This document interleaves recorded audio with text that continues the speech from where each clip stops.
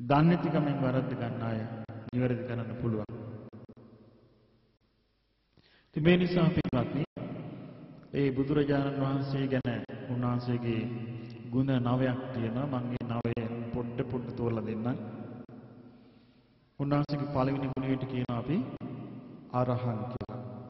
අරහං කියන්නේ අර කියාපු ලෝභ, ද්වේෂ, මෝහ කිසිවක් නැහැ. උන්වහන්සේගේ ජීවිතේ පුරාවට ඒක තිබුණා. ඒ කියන්නේ දැන් උන්වහන්සේට අර ඔබට මතකද මම කිව්වා අර කුඹුරක් හාන මිනිස්සෙක් ළඟට පින්න පාත ගිහිල්ලා වෙච්චදී එදා උන්වහන්සේ බඩ කිව්වා. එදා දාන්නේ නැහැ. පව් දාගෙන කරන්නේ. උන්වහන්සේට දානමාන වැරදුනා. ඒක උන්වහන්සේට ප්‍රශ්නයක් නෙමෙයි. දැන් බලන්න හිතලා ඔබ දන්නා උන්වහන්සේගේ ගිහි කාලේ පුතා රාහුල මහණ වුණා. අපි වගේ පැවිදි. දැන් ස්වාමීන් වහන්සේලා බුදුරජාණන් වහන්සේ සමග ගමනක් වඩිනවා. වඩිද්දී අතරමඟ ස්ථානයක නවතින්න වුණා. ඉතින් මිනිස්සු කුටි හදලා තිබුණා, ඉන්න පහසුකම් හදලා තිබුණා. ඉතින් රාහුල කියන පොඩි ස්වාමීන් වහන්සේ අන්තිමට ආවේ සීත කාලෙක. අන්තිමට වැටුණා. බැරිලා ඉන්න තැන බැලුවා, ඉන්න තැන නැහැ. දැන් බැලුවා දැන් පින්න වැටෙනවා, පින්නින් බලකින්ද තමයි. දැක්ක තියෙනවා හදලා తాවකාලික වැසිකිළියක්. දැන් මේ පොඩි රාහුල ස්වාමීන් වහන්සේ මේ වැසිකිළියට ගිහිල්ලා පැත්තකින් වකුඩු වෙලා වාඩි වුණා. දැන් වාඩි වෙලා ඉන්නවා. ඊට පස්සේ පාන්දර බුදුරජාණන් වහන්සේ වැසිකිළියට වඩිනවා. වැරලා එළියේ ඉඳලා උගුර පෑතුවා. ඉස්සර පරණ සිරිතක් තමයි එක පාට ගෝලරන් වැසිකිළියට යන්නේ නැහැ. එළියට ඉස්සරහින් ඉඳලා උගුර පාදනවා. පාදනකට වැසිකිළිය කවුරු ඉන්නවනම් එයත් උගුර පාදනවා. එතකොට අර හද නැතුයි. ඒතර උගුර පාදනකට අර පොඩි නම උගුර පෑදුවා. උන්වහන්සේ ආවා කවුද? ස්වාමීනි මම මේ රාහුල. වැසිකිළිය දොර අරන් එළියට වැඩි. එයි මේ ස්වාමීනි මට ඉන්න තැනක් තිබුණේ නැහැ. කවුද මේ කියන්නේ? පුතා. එතකොට ඒ රාහුල ස්වාමීන් වහන්සේගේ හිතේ කිසිම වෙනසක් නැහැ. මම මේ ආවා ඉතින් මට ප්‍රශ්නයක් නැහැ කිව්වා. බුදුරජාණන් වහන්සේ වදාළා ප්‍රශ්න නැත්නම් හොඳයි. ඉවරයි. ප්‍රශ්නයක් නැහැ. අපිට මේ වුණා නම් එතනම ගමන ඉවරයි. එහෙනම් රැස්කලා කිය මේ මගේ ගෝලයා. මේ මගේ දරුවා. එයා කියන්නේ මේ මගේ අප්පච්චි. කෙලවරක් නැති පස්ස ගොඩන්නේ. බලන්න මේ හිතේ පස්ස නැති වුණාම ප්‍රශ්නයක් නෑ යාට.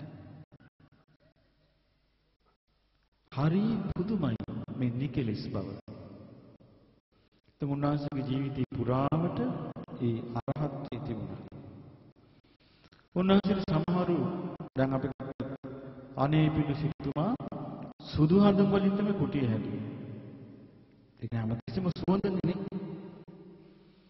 අපිට සුදු හඳුන් වලින් චූටියක් හම්බුණා තිබෙන්නේ. සුදු හඳුන් කුටිය. උන්වහන්සේ වස් කාලය ඉවරෙච්ච ගමන් පාත්‍රය අතට ගත්ත පිටත් වුණා. උන්වහන්සේට ගහ යට සඳුන් කුටියේ ගුහාවේ වෙනසක් නැහැ. අරහත්ත්වය. ඒක තමයි නිකලස් බව. ඊළඟට උන්වහන්සේ සම්මා සම්බුද්ධයි. ඒ කියන්නේ උන්වහන්සේගේ ඥානෙ බාහිරින් කෙනෙකුගෙන් ගත්ත එකක් නෙවෙයි. උන්වහන්සේ එක තැනක දේශනා කරනවා සාමගාම කියන සූත්‍රයේ. උන්වහන්සේ කියන භික්ෂුන්ට නිගණ්ඨ ශ්‍රාවකයන්ට කියන්නේ. නිගණ්ඨ ශ්‍රාවකයන්ට කියනවා මේ තථාගතයන් වහන්සේ. මොකද නිගණ්ඨ ශ්‍රාවකයෝ නිගණ්ඨ කියන අහලා තියෙනවා නිගණ්ඨ කියන ඉන්දියාවේ හිටිය පිරිසක්. දැන් ඒගොල්ලන්ට කියන ජෛන කියලා. ඒගොල්ලන්ට කිව්වේ ශරීරයට පුළුවන් තරම් දුක් දෙන්න ඒකේ තේරෙන්නේ නැහැ. අතත් ලෝකේ ඉන්න දුක් දෙන අය. බුදුරජාණන් වහන්සේ අහුවා ඇයි මේම දුක් දෙන්නේ මෙච්චර ශරීරයට? දැන් අපිට කියලා තියෙන දුක් දෙන්න කියලා.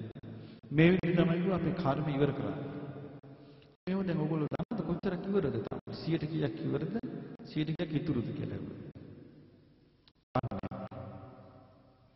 ඊරස බුදුරජාණන් වහන්සේ කිව්වා කර්මයෙන් නම් ඔය විඳවන්නේ. ඔයගොල්ලෝ ඔක්කොම වැරදි කර්ම සංසාරේ කරපු අය. මේ ලෝක දේවමැමිල්ලකින් නම් ඔයගොල්ලෝ විඳවන්නේ. ඔයගොල්ලන්ගේ මවල තියෙන කූරදී කිව්වා. ඊරස බුදුරජාණන් වහන්සේ කර්මයෙන් නම් සැප විඳින්නේ. මම සංසාරේ හොඳ කර්ම කරපු කෙනෙක්. දේවමැමිල්ලකින් සැප විඳින්නේ. මේ හොඳ දෙවියෙක් කිව්වා. එතකොට උන්වහන්සේ හැමතිස්සෙම පෙන්වලා දුන්නේ ලෝකයට දැනුවත් කරන්න ජීවිතය ගැන. මේකෙදි උන්වහන්සේ ඥානයේ ස්වාධීනික අපිට හොඳට පේනවා. අද ලෝකේ ඕනෙම පුස්තකාලයකට යන්න ඔබ ලෝකෙ තියෙන ඕනම දෙයක් අධ්‍යයනය කරන්න බුදු දේශනාව හැමතිස්සෙම වෙනස් වෙලා පේනවා. ඒකට හේතුව තමයි උන්වහන්සේ තුල තියෙන ස්වාධීන අවබෝධය. ඒකට කියන්නේ සම්මා සම්බුද්ධ.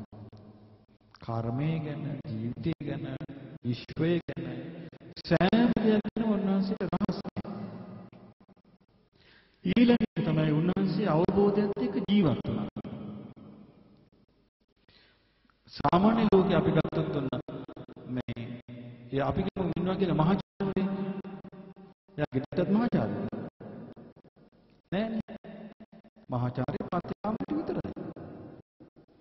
පන්ති කාමරේ උගන්වන්න බාරයකට යනවා. හොඳට බොනවා. බිව්වට පස්සේ මහාචාර්යද වේවද?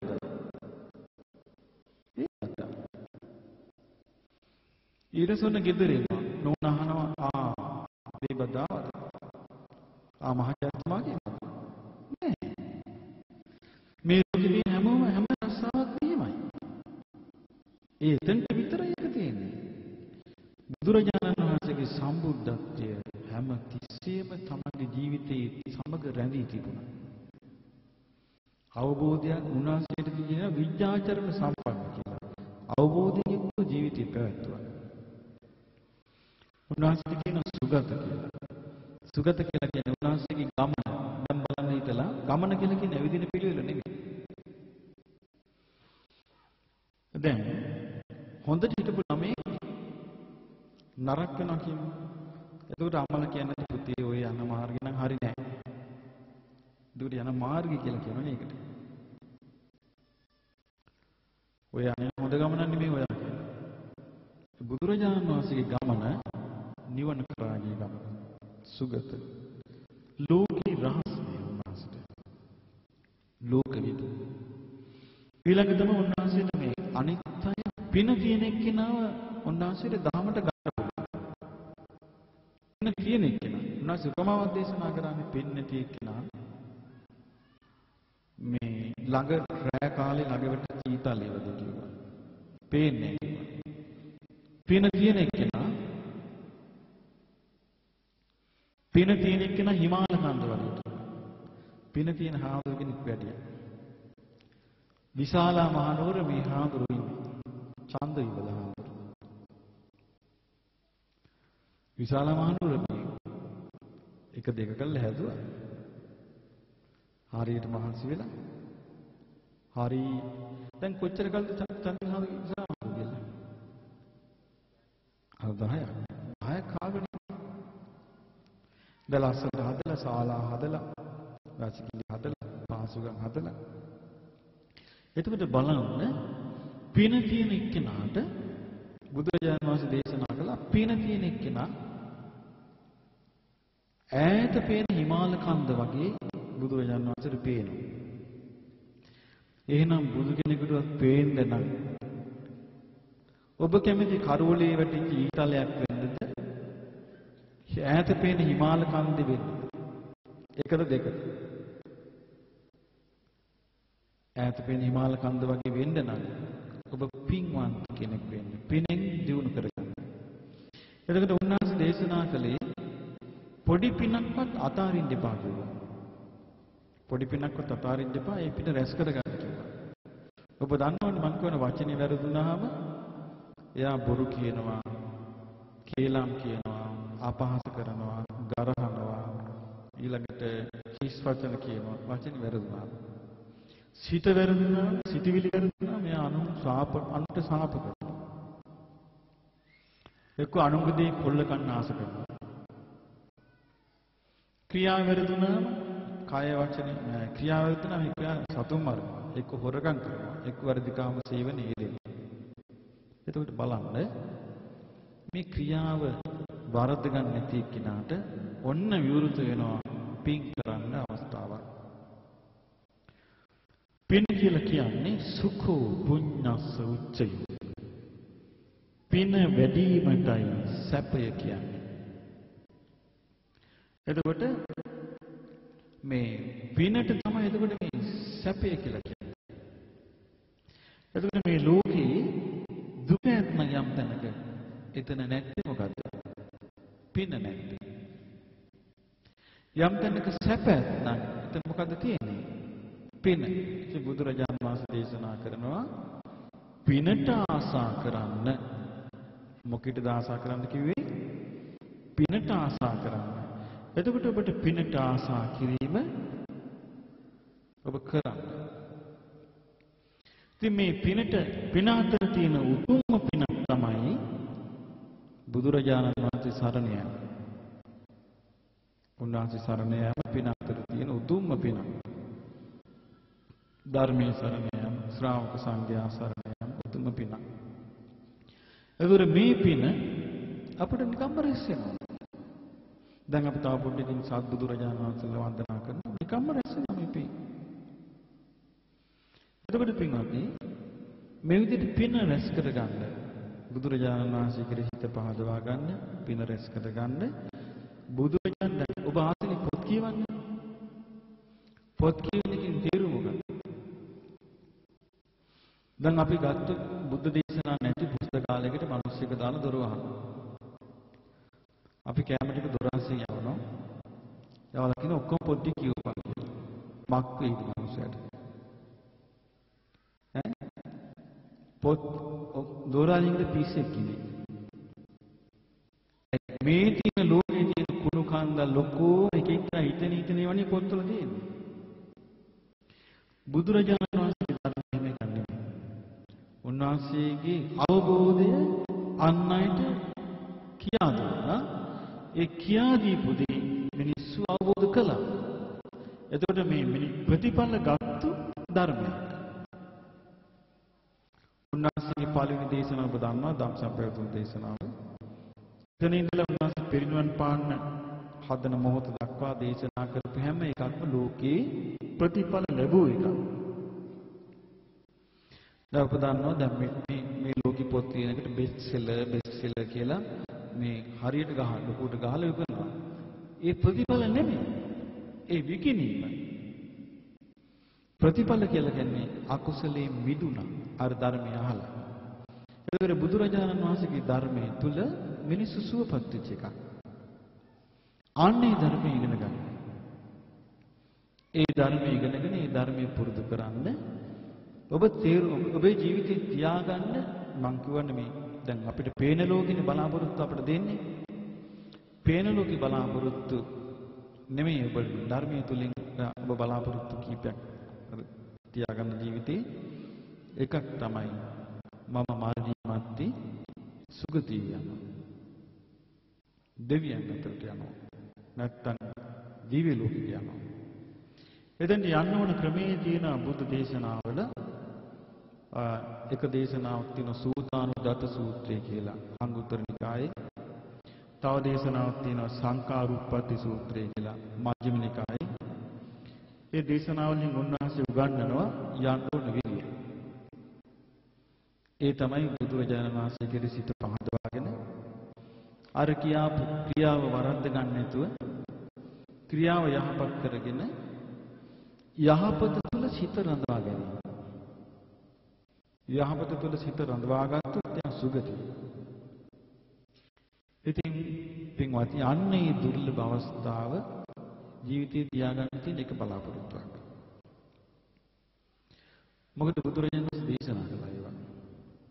ඊළඟට උන්වහන්සේගේ ධර්මය අහලා ඔබ ජීවිතේ අවබෝධ කරගන්න එක බලාපොරොත්තුවක් තියාගන්න. චතුරාර්ය සත්‍ය අවබෝධය.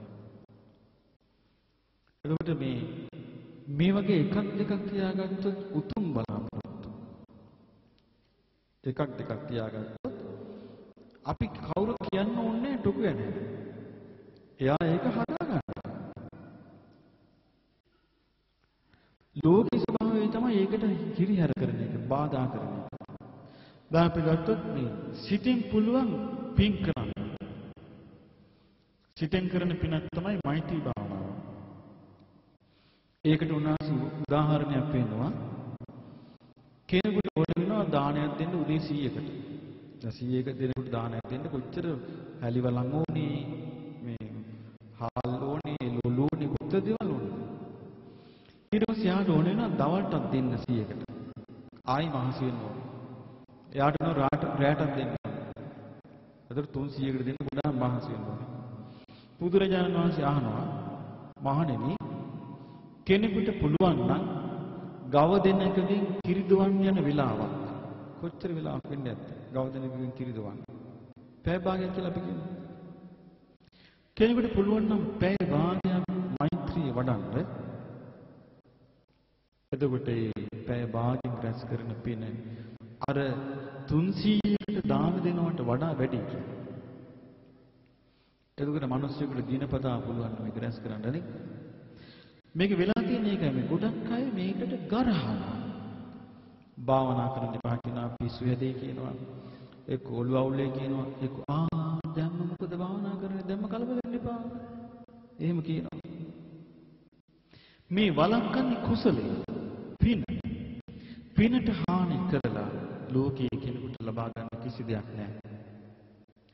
දැන් බලන්න මේ කවුරු හරි කෙනෙක් මෙත්සිත වඩනවා නම් ඒක පළමුවම ඔහු රැස් කර ගන්නා වූ පිනක්. බුදුරජාණන් වහන්සේගේ ධර්මයේ කෙරෙහි හිතේ පැහැදිලිව තියෙන්න ඕනේ ඒකයි. දැන් සමහර අවස්ථාවල් තියෙනවා මානසික රෝග තියෙන අය. මානසික රෝග තියෙන අයගේ ලක්ෂණයක් තමයි තනි වෙන්න තියෙන ආසාව. එයා තනි වෙන්න හොයා ගන්නවා පොට. මොකද්ද පොටේ? මට භාවනා කරන්න ඕන. ඊට පස්සේ මෙයා මේ තනි වෙලා කරන්නේ මෛත්‍රී දිනු කිරීම, බුදු ගුණ වැඩි හෝ ආනාපාන සතිය හෝ නෙවෙයි. එයා කරන්නේ අර මානසික අර්බුදේ හිත ඉන්නේ. යස්වාගෙන වාඩිලා එක කරනවා. ඒතර පිටට පේන්නේ මොකද්ද? එයා භාවනා කරනවා කියලා. දැන් මෙයාට වැඩි දොස්තර ගාවට මෙයා එක්කගෙන ඒකන් ඉලගෙන මෙයා භාවනා කළා දොස්තර මහත්තයා. දොස්තර බණින ඕන භාවනාවල් කියලා රැල්ලක් හැදිලා. මෙන්න භාවනා කළා නිකන් ලෙඩ. නැතු දොස්තර දන්නෙත් නෑ මේ ලෙඩේ හැදෙන්නේ කොහොමද කියලා. ඊට පස්සේ දොස්තර පව් කරගන්නවා ධර්මයට බැලලා. ඊට පස්සේ වෙන්න මොකද්ද? අර මිනිස්සු ටික අහගෙන ඉඳලා ආරයට බෙහෙත් දීලා කියන ඕන් දැක්කනේ අපි කිව්වා එපා කියලා. අනිත්‍යද කියන. තොගයක්ම පව් කරගන්න. දුර්ලභ බුද්ධ ශාසනය තුල දුර්ලභ ධර්මය ලැබෙන තියෙන අවස්ථාව කැමැත්තෙන් විනාශ කරගන්නවා. හරියට විනාශ කරගන්නවා. තමන් ලැබෙන පින. මේ නිසා මේ පින රැස් කරගන්න මේ මෛත්‍රී සිත වඩන්න එක ලාභයක්මයි. ලාභයක්මයි. එතකොට මේ ඔබට මා කියව බුදුරජාණන් වහන්සේ ගැන සිත පහදවා ගන්න, පින රැස් කරගන්න, පින රැස් කරගන්න ඔබට උදව් වෙන එකක් තමයි මෛත්‍රී. මෛත්‍රී ගොඩාක් උදව් වෙනවා ඔබට. මෛත්‍රී පුළුවන් නම් අපිට පුළුවන් මේ ලෝකේ ඕනෑම දෙයක් තමන්ගේ ළඟට ගන්නේ නැතුව ඉන්න. අපි ගත්තොත්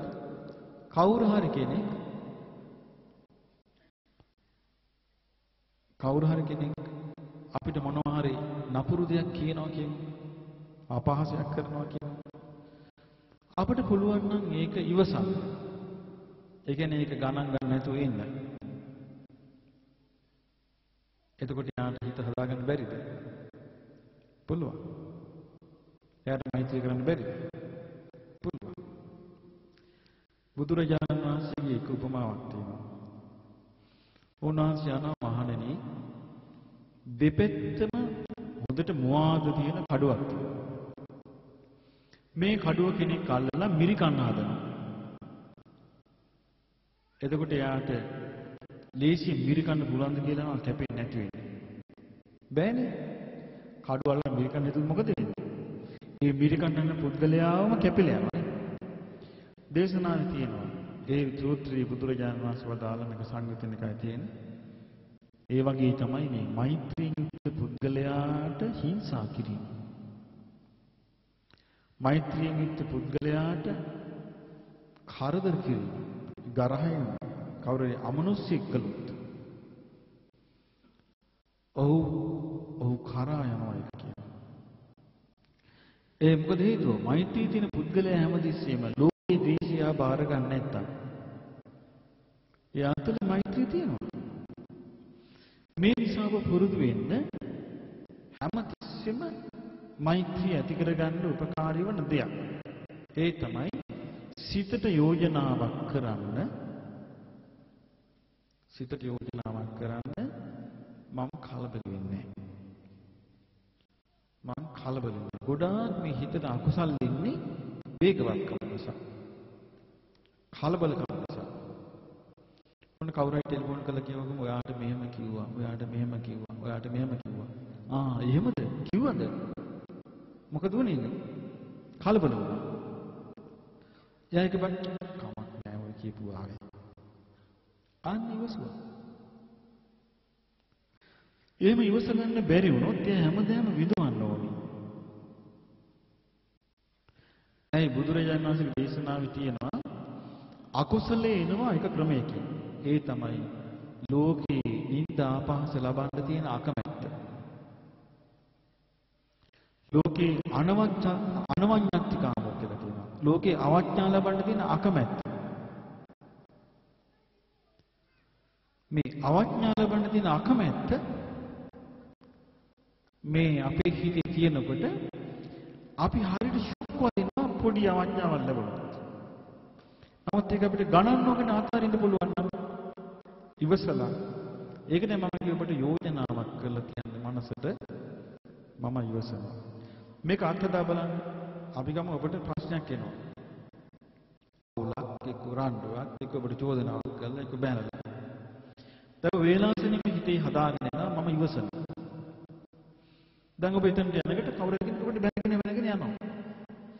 අර යෝජනාව ඔබ හිතේ කරලා තිබෙච්ච නිසා ඔබට මතක් කරලා දෙනවා ඉවසපන්. ඉවසනවා. ඔබේ එහෙම පූර්ව සූදානම් නොතිබුණොත් ඔබ කලබල වෙනවා. කලබල වෙච්ච ගමන් බර්ස්ට් එක වගේ වචන එනවා වෙඩි තියනවා වගේ. වෙන්නේ නැද්ද? එනවනේ. එතකොට බලන්න මෙහෙම නොවෙන්න නම් ඔබ යෝජනාවක් කරලා තියන්න. සමහර අය හිතනවා සමහරුන් මෛත්‍රී භාවනාව කරද්දී ඒ වෙලාවට හිත සංසිඳෙනවා. ඒ සංසිඳෙනකට රැවටෙනවා. එහෙනම් මේ හිතේ සංසිඳීම නිසා මට තරහ හටගන්නේ නැහැ කියලා අනිත් වෙලාවට තමන් ගැන අවධානය අත්හරිනවා. තේරුණාද කියන්නේ? සමහර අය භාවනා කරන වෙලාවට ඔන්න හොඳට භාවනා කරනවා මෛත්‍රිය. හරි මොනවා හරි භාවනාවක් කරනකොට හිත සංසිඳිලා යනවා. එතකොට එයා හිතුවා දැන් ඉතින් හරි මට තරහට ගන්නෑ. එහෙම එකක් නෑ. ආයා භාවනා නොකරන වෙලාවට සිහියෙන් නොසිටියොත් පරණ විදියට මේක වැඩ කරනවා. ධර්මය අවබෝධ කරනකම් මාර්ගඵල ලබනකම් මේ හිතේ ස්වභාවය තියෙනවා. ඒ නිසා ඔබ මේ හිතේ තියෙන ස්වභාවය තේරුම් අරගෙන මෛත්‍රිය දියුණු කරගන්න මේ මෛත්‍රිය කියන හරියට ඔබට උදව් කරගන්න. මෛත්‍රියෙන් හරියට උදව් කරන එක. මන් දන්න මාත් එක්ක හිටිය සහෝදර හාමුදුර කෙනෙක් හිටියා විපුල රංශ කියලා. මාත් එක්ක ඉන්දියාවේ ඇවිද්දා ධර්මක වෙන්න ඇවිද්දා හරියට මෛත්‍රිය පුරුදු කරපු කෙනෙක්. හරියට මෛත්‍රිය පුරුදු කරපු කෙනෙක්. දවසක් අපි ඔබ මේ හිතේ තියෙන ස්වභාවයේ තේරුම් අරගෙන මෛත්‍රිය දිනු කරගන්න මේ මෛත්‍රිය කියන හරියට ඔබට උදව් කරන එක. මෛත්‍රියෙන් හරියට උදව් කරන එක. මන් දන්න මාත් එක්ක හිටිය සහෝදර හාමුදුර කෙනෙක් හිටියා විපුල රංශ කියලා. මාත් එක්ක ඉන්දියාවේ ඇවිද්දා ධර්මක වෙන්න ඇවිද්දා හරියට මෛත්‍රිය පුරුදු කරපු කෙනෙක්. හරියට මෛත්‍රිය පුරුදු කරපු කෙනෙක්. දවසක් අපි ඔය ඉන්දියාවේ ඡන්ද කාලෙක අපි ගිහිල්ලා කොයි හරි අපි වාහනේ නවත්තගෙන හිටිය පොලිසියෙන් අඬ නොදී. එතකොට දැන් අපි ඉන්නවා මමයි විපුලංශ හාමුදුරුවෝ තව හාමුදුරු කෙනෙකු. එතකොට පොලිසියෙන් යන්න දෙන්නේ. අපිට කොහොමද යන්න ඉස්සෙල්ලා යා ගන්නත් ඕන. එතකොට මේ විපුලංශ ස්වාමීන් වහන්සේ අපිට කිව්වා මේකට අපිට එකම දේ කරන්න තියෙනවා. මේක බලාගෙන ඉඳින්න අනේ මුන්ට තේරෙන්නේ නැති කී ඉන්න එපා කිව්වා. මෛත්‍රී වඩපු. විනාඩි 5යි මෛත්‍රී වැඩි. අර ඔක්කොම වාහන දීද්දි අපි පිටත් කළා. හරි පුදුම. උන්වහන්සේ ධර්ම හොයාගෙන හිමාලය වැඩි උන්වහන්සේට වෙච්ච දෙයක් නෑ. හැබැයි උන්වහන්සේ බැලුමේ සමහර ආවුදුලුගේ. නමුත් මේ හොඳට මෛත්‍රී වැඩුවා. ඒ නිසා අසාමාන්‍ය විදිහට මෛත්‍රී. මේ අපිට කරන්න පුළුවන් දේවල්. කරන්න පුළුවන් දේවල්. ඉතින් මේ මෛත්‍රී වැඩිම අපිට බුදුරජාණන් වහන්සේ තමයි කියලා දුන්නේ. උන්වහන්සේ කියා දීපු උපමාව ගත්තොත් හරි පුදුමයි. උන්වහන්සේ කියනවා පදාලා මහණෙනි කවුරු හරි කෙනෙක් සතුරු අල්ලගෙන කීයෙන් කපනවා. කකුල් දෙක පළල් කොල්ලා කීයෙන් කපනවා. කපද්දී එයා හිත නරක කරගන්න නැතුව ඉන්නවා නම් දේශයක් ඇති කරගන්නේ නැතුව ඉන්නවා නම් ඒ කෙනා තමයි මං කියන දේ කරන කෙනා. ඒක හරි අසාමාන්‍ය ඉවසීම. කොහොමරි ඉවසීම මිනිස්සුන්ට පුරුදු කරගන්න පුළුවන් වුණොත් ලෝකයේ කියයි නෝන්ජල් බයයි කිය. ඔය ඉවසන්නේ යා වැඩිකාරයෙක් නිසා. ඒ අපහාස ගණන් ගන්න එපා. ගණන් නොගෙන ඉවසන්න. හරි පුදුම විදියට ඒකෙන් තමන්ව ආරක්ෂා කරනවා අකුසලයට යන්න නොදී. පුදුම ලාභයක් තියෙනවා. එතකොට මේ ඉවසීමයි මෛත්‍රිය. ඔබ පුරුදු කරන්න. ඊළඟ එක තමයි දැන් මම ඔබට කරුණ කීපයක් කිව්වා. එකක් කිව්වා බුදුරජාණන් වහන්සේගේ හිත පහදවා ගන්න. අනිත් එක කිව්වා පින අහක දාන්න එපා. පොඩි පින හරි කන්නේ රැස් කරගන්න. මම ඔබට පුංචි උදාහරණයක් කියන්න. අපි කිව්ව මෙතනම මොනවාද අපි කරන ඉවරන එක මේ වගේ දවසක එක මොන හරි ප්‍රෝග්‍රෑම් එකක් දවසක ඔක්කොම ඉවරනට පස්සේ කෙනෙකුට මොන හරි කැම්ප් ටිකක් ලැස්ති කරලා දෙනවා කියමු. මොන කනකට පොඩ හැලෙනවා. හැල්ලම අපිරිසිදු. ඒතර පිනට ආස කරන කෙනෙක් සම්ප නැතුව හිතනවා අනේ මේක කාගේවත් ඇගේ ගෑවෙන්න හොඳ නැහැ. මේකෙන් කාටවත් කිල්ට් වෙන්න හොඳ නැහැ කියලා සත්‍යය අවුල එකතු කරලා ඩස්බින් එකකට දානවා. පිනගෙන හිතන්නේ නැති එක්කෙනා හිතනවා අර බලන්න මේ අපිරිසිදු කරලා තියෙන හැටි. එයා ඒක බණින්න කාරණාවක් කරගන්නවා. ඒතර පින උනේ එක්කෙනා එතනත් පිනක් රැස් කරගන්නවා. ඒ කියන්නේ පින කියන්නේ තමා හොයාගෙන ඉන්න එක නෙමෙයි. තමන් හොයාගෙන යන එක. ඒක පින කිරීමේදී මේ වගේ දේවල් කිරීමේදී තව ඔබට වැදගත් කාරණයක් කියනවා. හොඳ නම හොයන්න එපා. හොඳ නම හොයපු ගමන් ඔබ කරලා තියෙන්නේ පොලිටික්ස් එකක්. ඒ කියන්නේ යමක් කරන්න යමක් බලන්න. ඊට පස්සේ කියනවා මම අරක කළා මේක කළා කො මගේ නම කිව්වා. එතකොට යා පින හොයාගෙන ගිහිල්ලා අන්තිමට යා නැවතිලා තියෙන්නේ නම ළඟ. නම ගැන රැවටෙනකෝ මගේ නම. සමහර අවස්ථාවල් තියෙනවා මම හිතපු නැති මම චරිත කතාව ලියද්දී මට සමහර ස්වාමීන් වහන්සේලාගේ නම් අමතක වුණා. ඒ අමතක වුණේ හිතාමතා නෙමෙයි. එහෙම අමතක වෙනවනේ මම නෝට්ස් ගහගෙන නැහැනේ අතීතය ගැන. අනේ උන්වහන්සේලා මා සමග තරහ වුණසේක. මොකද කරන්නේ? බලන්න අර පොතක් ලිව්වා මං උන්නත් කියලාත් මතක නැහැනේ කියලා තරහ වුණසේක. එතකොට අපිට පේනවා ඒ නමකට ආසා කිරීම ආවොත් ඒ පිටිපස්සෙන් අකුසලයක් තියෙනවා. ඒ අකුසලයේ විසින් එයා නමක් නොවන මිසක් පින කරාගෙන යන්නේ. ඒ නිසා පින්වත් හරිම පුදුමයි. මේ හිත නොමග යන තියෙන තැන. මේවෙන් තෝරා බේරාගෙන යන්න නම් ඔබට තියෙන්න ඕනේ ගැඹුරු පළල් සිතක්. ඒ කියන්නේ අපි මේ යන්නේ සංසාරේ යද්දී තියෙන සාමාන්‍ය දේවල් මේ කියලා සිතක්. ඒ නිසා පින්වත්නි අපි මේ කරුණ දෙක මතක ගත්තම ඇති. මම දැන් කිව්වේ බුදුරජාණන් වහන්සේ ගැන සිහි කිරීම. පුංචි උනත් විනාක දාන්න එපා රැස් කර ගැනීම. ඊළඟට මෛත්‍රී පුරුදු කරන්න සිත යෝජනාවක් දෙන්න ඉවසීම ගැන. ඒකට ඉවසන්න පුළුවන්. ඊට පස්සේ මොකද? මතක නැහැ. තව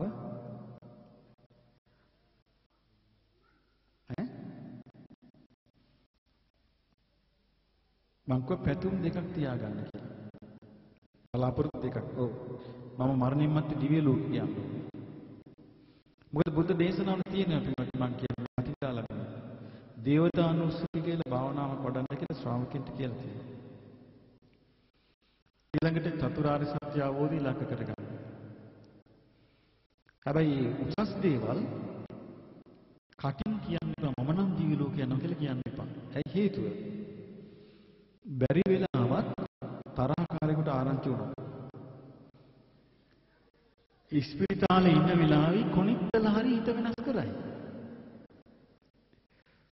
ඒක යවන්නම් මේ කිව්ව දිව්‍ය ලෝකෙක. වෙන්න බැරි. තරහ කියන්නේ හිතන්න බැරිද? අමුතු අසනීපයක්. ඒ කියන්නේ තරහ හටගත්තු තවත් කෙනෙක් යා බලාපොරොත්තු වෙන්නේ අර තමන් ඉලක්ක කරගත්තු තරහකාරයාගේ විනාශය. යහපත බලාපොරොත්තු වෙන්නේ නැහැ. පුද්ගලයෙක් කෙරේ අමනාප වුණොත් ඒ පුද්ගලගේ විනාශය පතනවා. ඒ නිසා ඒ බඳු කෙනෙකුට ආරංචි නොවන දිවි ලෝක යන කල්පනා කළා. කොයි සිතාද ඉන්නේ කියලා අයියා. ඒ නිසා ඒවා හිතේ තියාගන්න ඕනේ දේවල් මිසක් කටින් කියන ඒවා නෙමෙයි. මොකද ඒවට පවා මිනිස්සු ඊර්ෂ්‍යා කරනවා. යවන්න දෙවියන්ට. ඒ නිසා හිත අවුල් කරයි. ඊළඟට දන්නේ නහාක යන ලෙඩ අසනීපල ඉඳිකේ ඔයාට මෙහෙම කිව්වා. අසවලා මේ විදිහට ඔයාට කියන්නේ. මෙහෙම හිත අවුල් කරන්නේ. දැන් මට පසුගිය දවස්වල මෙහෙම ආරංචි වුණා මේ රටේම කවුද ඒ මහත්තයෙක් එයාගේ ඒ මොනවද ලියලා දුන්නා කාටද? අනිත් විහිළු කළා ඔයා මේ නවත්තලා ගත්තා කියලා. ඒක එයාට පිහින් යනලු. දැන් හිරේ. දැන් බලන්න ඒක ඉවසන්න පුරුදු වුණා නම් බලන්න ඕනේ හිටියා නම් අර මිනිස්සයා ඒකෙන් ප්‍රයෝජනෙ සැප ලබනවා. බලන්න මේ වාසනාව නැති වෙච්ච හැටි තමන්ගේ තරහ නිසා. ධර්මය හම්බ වෙලා තිබ්බනම් එයාට එයා බේරිනවනේ. අර අනිත්‍ය අපහාස කරනවා හිතට ගන්නෑ. ඒක එක්කිනා කුපිත කරවන්න සමහරු කියනවා. සමහරු මෝඩකමට කියනවා. ඕව අහන්න කිව්වොත් මගෙත් කෑලිත් මං අහපුව බලද්දී. මම නම් තඹේකට ගණන් ගන්නවා. මම හිතන්නේ මෙහෙමයි. දැනුම් වැඩි වෙනකොට මම හිතනවා. මම ගලිවර වෙන්නේ නැත. ලිලිපුත්තන්ගේ දේශේ. එළවෙන මට අර බයිනව පේන්නේ මේ අඟල් දෙකේ අය වගේ. මට කිසි ප්‍රශ්නයක් නැහැ. ඒ බයටනේ බණින්නේ. එතකොට ඉවරයි. ඒ වගේ අර කල්පනා කරන්න ඕනේ පිළිවෙලට කල්පනා කරාම හරියම සෑහල. ඉතින් මට මේ සිද්ධියල හරි දුක හිතුණා. කවුරුවත් හිටියේ නෑනේ මෙයාගේ හිතට පොඩ්ඩක් ඒ තරහ නැති කරලා දාන්න.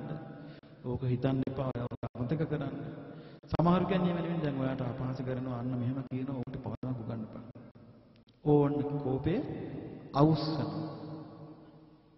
අවුස්සනකට ඒකෙන් එයා විනාශයට යනවා. මේ නිසා පින්වත්නි මම කිව්වේ එකයි වටිනා රත්තරන් මුතුමැණික් ගේ ඉස්සරහ දාන්නේ නැහැ වගේ උතුම් බලාපොරොත්තු ඉති දාන්න එපා. උතුම් බලාපොරොත්තු හිතේ තියාගෙන සද්ද නැතුව තියාගෙන හිතේ තියාගෙන කාරණේ සඳහා යන්න. ඒකේ ලියන පළක් නෑ. හානියක් මිසක් වාසියක් නෑ. ඉතින් මේ ටික කරගන්නකොට වාසනාව ලැබේවා.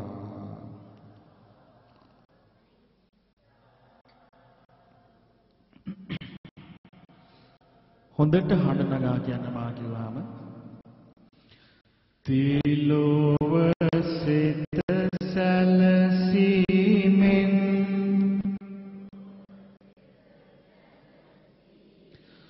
භව දුකට පිහිට වීමෙන්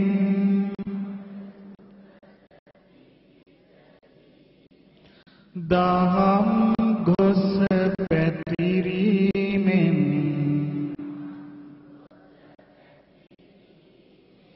මොහඳුර නසාලීමෙන්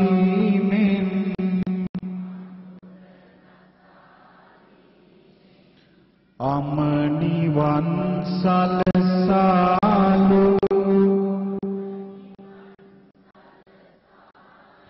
දම් රජාණන් වහන්සේ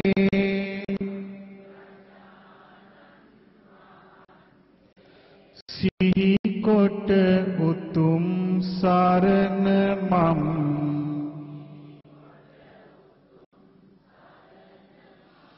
ධම්ම රාජා නමාමි.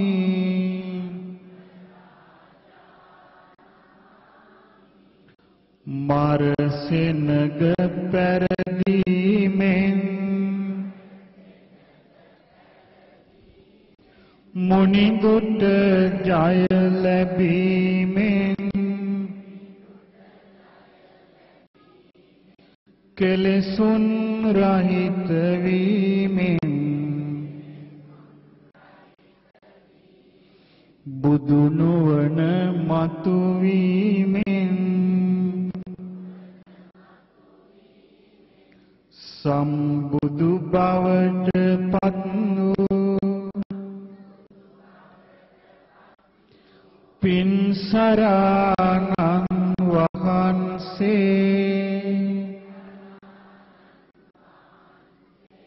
සිහි කොට උතුම් සරණ මම් භගවතානං නමාමි.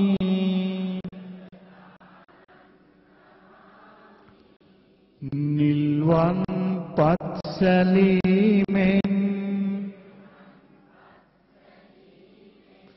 මුනිදුට සෙවන දීමෙන්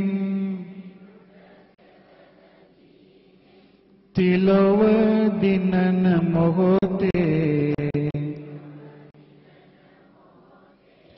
බුදු රැස්සිරි ලැබීමෙන්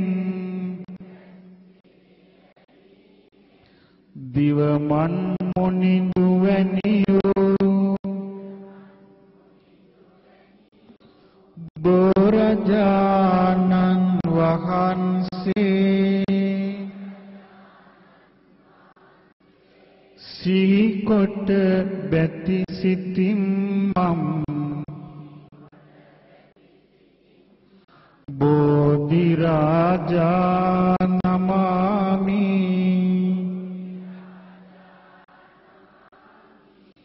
වෙසක් සඳ මතු වීමෙන් බුදු සිරුර බැබලීමෙන් තුන්ලොව ජය ගැනීමෙන් දෙව් බඹුන් පැමිණීමෙන් යමා මහා පෙළහර පෑ බුදුරජාණන් වහන්සේ සීකොට උතුම් සරණ මම් බුද්ධ රාජා නමාමි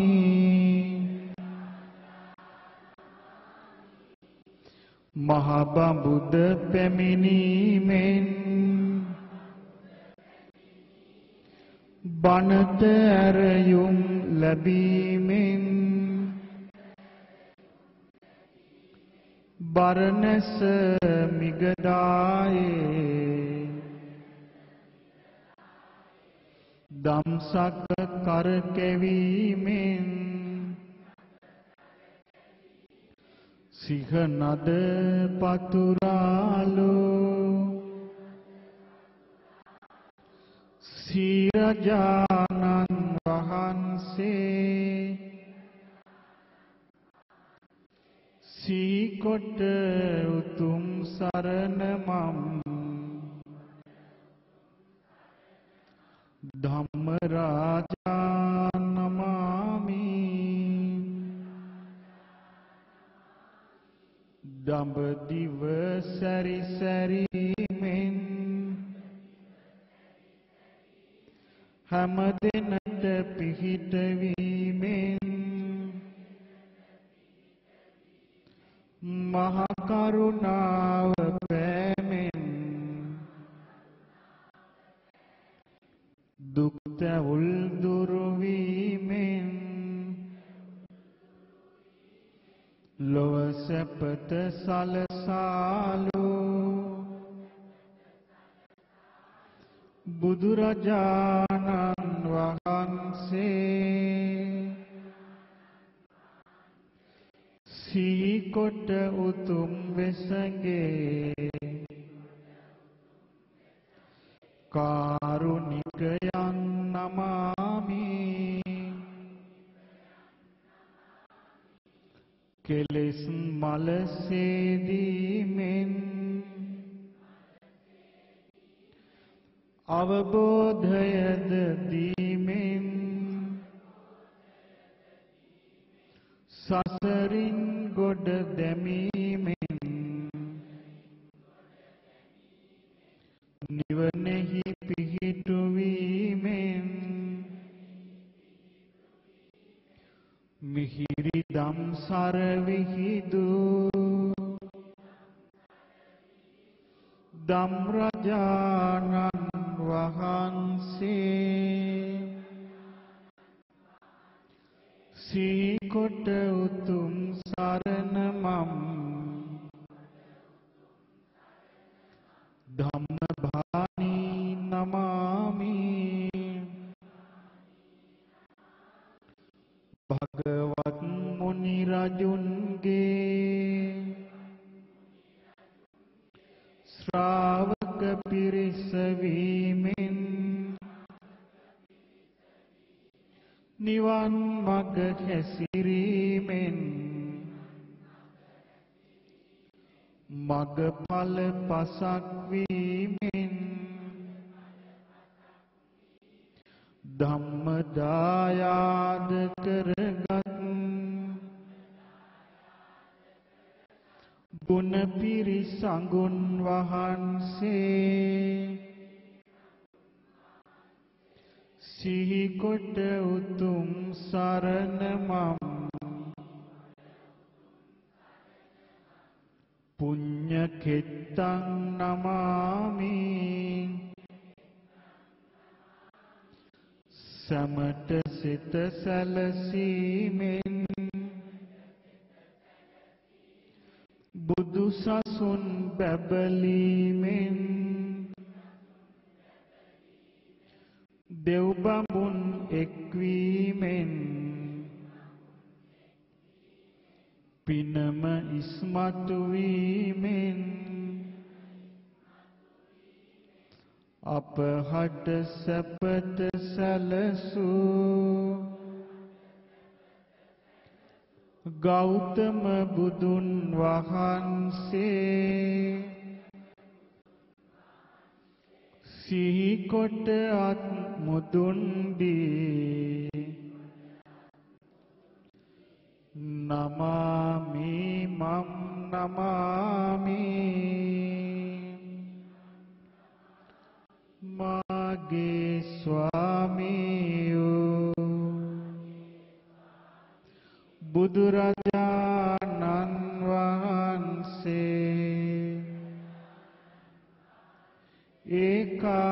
ඒකාන්තයෙන්ම අරහං වනසේක සම්මා සම්බුද්ධ වනසේක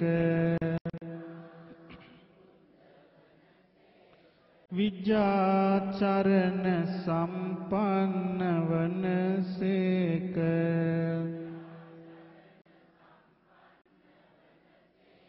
සුගත වනසේක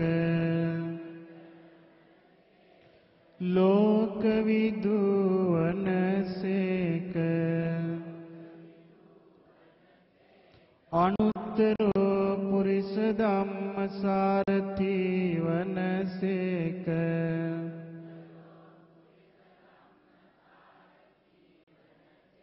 සත්තා දේව මනුස්සානං වනසේක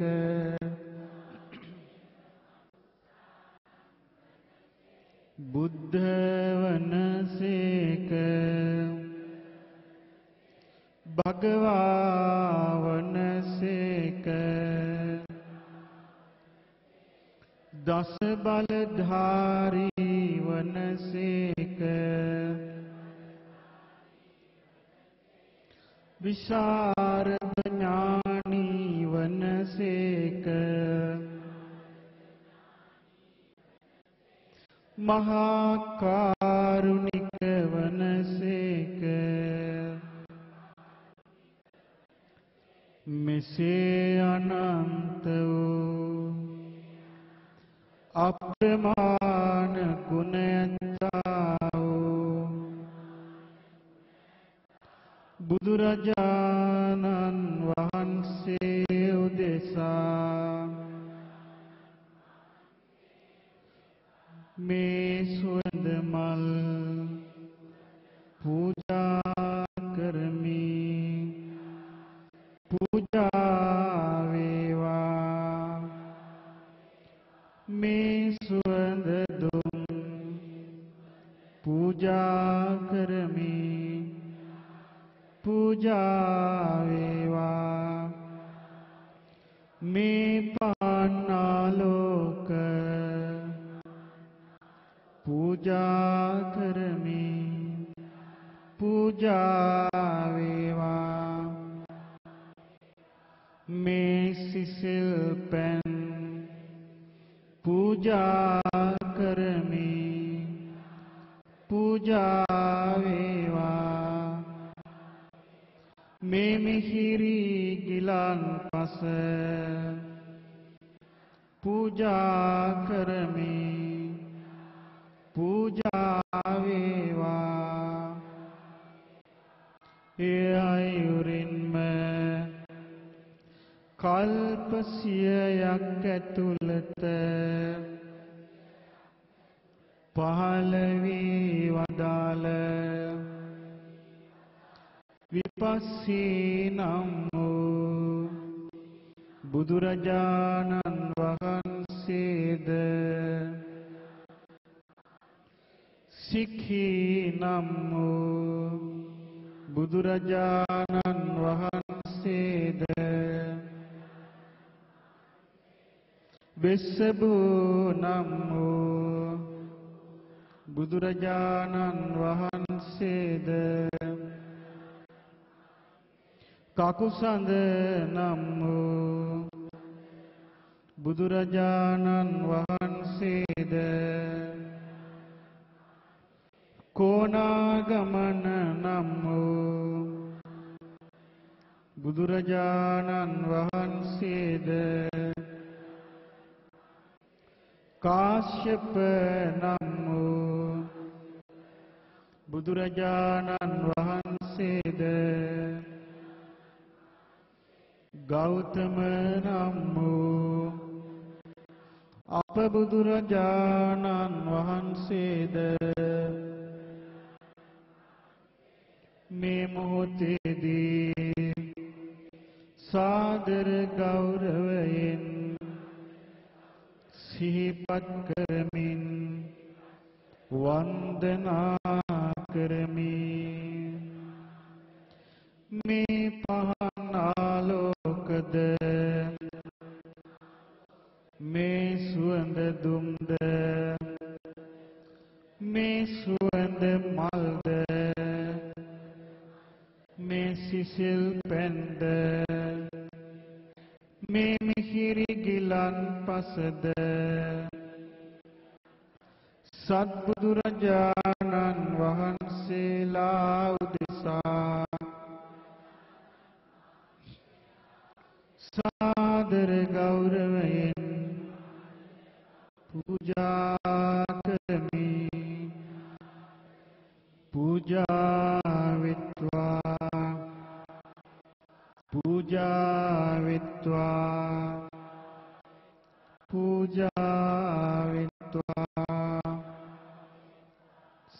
මිනිසුන්ගේ ආයුෂ අවුරුදු 80000ක තිබුණා මීට 91 කල්පයකට කලින්. එකල දඹදිව තලයේ රාජවංශයේ පින්වත් කෙනෙක් පහළ වුණා. ඒ තමයි විපස්සී බුදුරජාණන් වහන්සේ. පළල් රුක් සෙවණකදී උන්වහන්සේ සම්බෝධියටපත් වුණා. ඛණ්ඩතිස්ස නමින් නග්‍ර ශ්‍රාවකයන් වහන්සේලා දෙනමක් වැඩ හිටියා. අශෝක නමින් උපස්ථායක ස්වාමීන් වහන්සේ නමක් හිටියා. ඒ විපස්සී බුදුරජාණන් වහන්සේට මේ සියලු පූජාවන් පූජා කරමි. පූජා වේවා.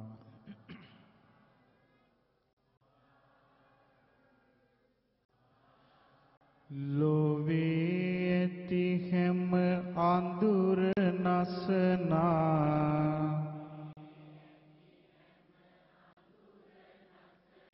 මහා නුවණැති මුනි රාජාණෙනි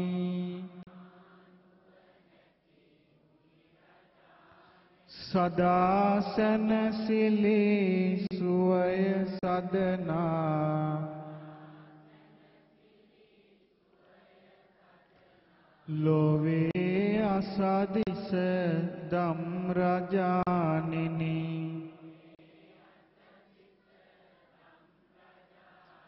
විපස්සී අන නමින් තිලෝවේ වැඳුම් ලබනා බුදු රාජාණෙනි දෑත නලලේ තබා වඳිනා වැඳුම් පිළිගත මන ස්වාමිනී නසා සියලුම කෙලෙස් සතුරන්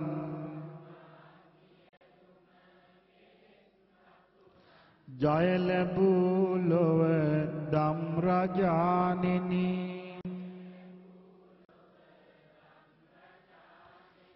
පළොල් රුක් සෙවණෙදී බුදු රැස්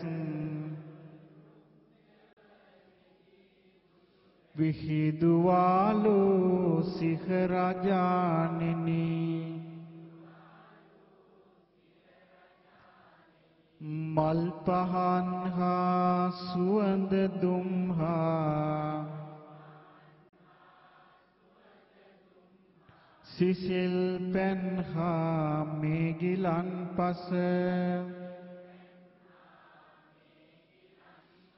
පුදමි සම්බුදු පියාණෙනි මම පතාගෙන යම නිවන් සුව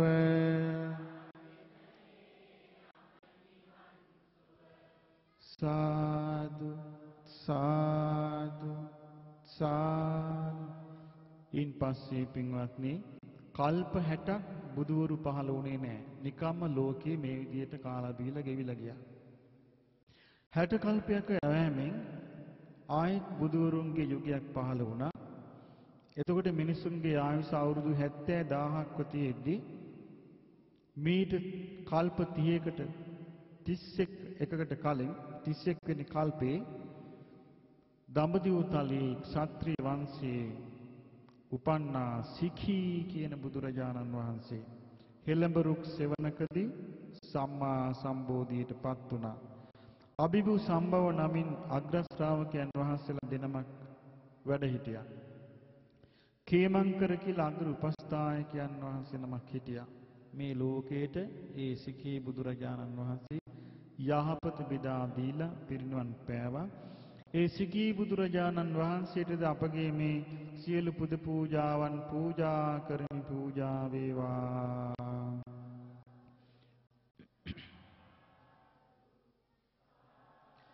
හෙළඹ රුක් සෙවණේදී බුදු රැස් විහිදුවාලු මුනි රාජානෙනි බිම්බරක් දස මාරසේනා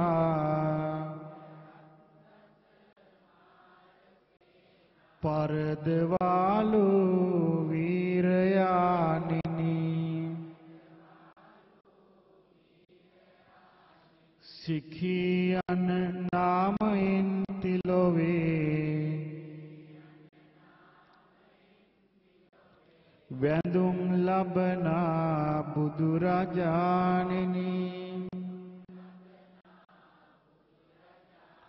දෑත නලලේ තබා වඳිනා වැඳුම් පිළිගත මන ස්වාමිනි ලොවේ ඇති දුක් තැවුල් නිවනා කාරුණික සම්බුදුරජාණෙනි නුවණ වසනා අඳුර නසනා මහා නුවණැති ගුණවතාණෙනි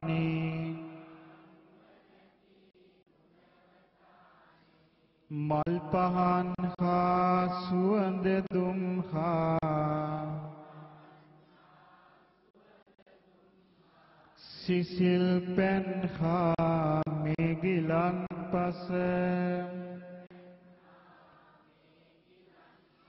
පුදමි සම්බුදු පියාණෙනි මම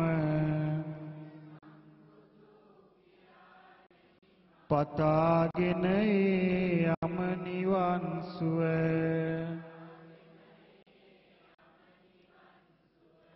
සාදු සාදු ඒ කල්පයේම මිනිසුන්ගේ ආයුෂ 60000 දක්වා අඩු වෙද්දී ආයමත් ලෝකයට සුන්දර යුගයක් පහළ වුණා. සල්රුක් සෙවණක සම්බුද්ධත්වයට පත් වුණා. රාජවංශයේ උපන්න වෙස්සභූ කියන බුදුරජාණන් වහන්සේ. උන්වහන්සේට සෝන උත්තර කියලා අග්‍ර ශ්‍රාවකයන් වහන්සේලා දෙනමක් හිටියා. උපසාන්ත කියලා අග්‍ර උපස්ථායකයන් වහන්සේ නමක් හිටියා. ඒ වෙස්සභූ බුදුරජාණන් වහන්සේට මේ මල් පහන් සූදදුම් ආදී පූජා කරමි. පූජා වේවා.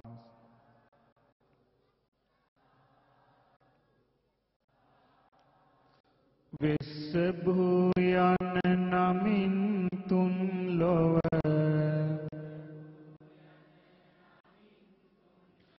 එළිය කරනා මුනි රාජාණෙනි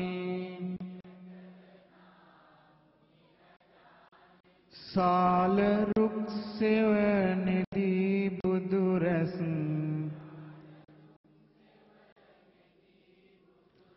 විහිදුවාලු සිහරජාණෙනි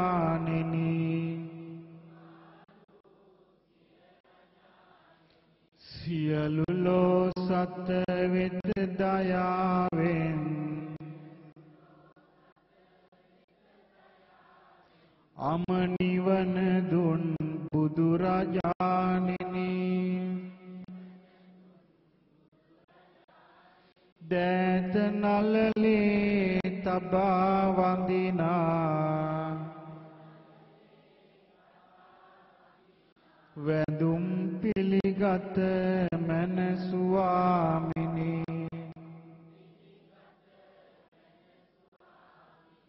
සිල් සමාහිත නුවණ පැතිරු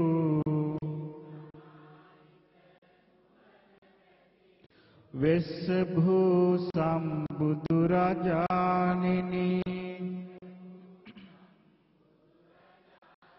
මිහිරි සදහම් සුවය සැලසූ ලොවේ අසදිස දම් රජාණෙනි මල් පහන් හා සුවඳ දුම් හා සිසිල් පැන් හා මේගිලන් පස පුදමි සම්බුදු පියාණෙනි මම පතාගෙන යම නිවන් සුව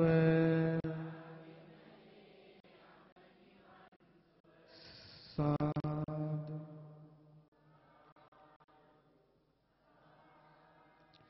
ඒ සිඛී වෙස්සබූ කියන බුදුරජාණන් වහන්සේලාගෙන් පස්සේ ආයේ කල්ප 30ක් බුදුවරු නැහැ.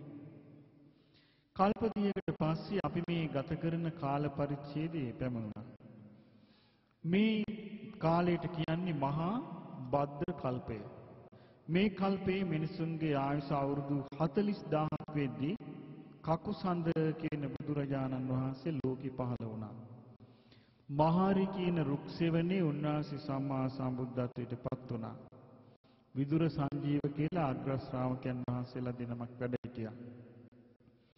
බුද්ධජ කියලා අග්‍ර උපස්ථායකයන් වහන්සේ නමක් හිටියා. ඒ කකුසඳ මේ මහා භද්‍ර කල්පේ පහළ වූ කකුසඳ බුදුරජාණන් වහන්සේට මල් පහන් සුදුදුම් ගිලම්පස පූජා කරමි. පූජා වේවා.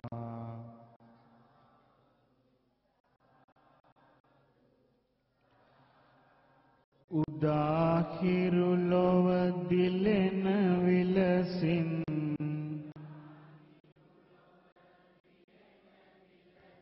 ලොවට වඩිනා බුදුරජාණෙනි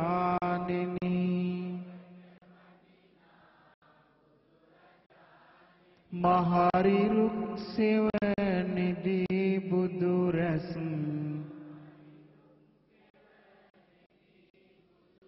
විහිදුවාලු ධම් රජාණෙනි නමින් කකුසඳ ලෙසින් තිලොවේ වැඳුම් ලබනා බුදුරජාණෙනි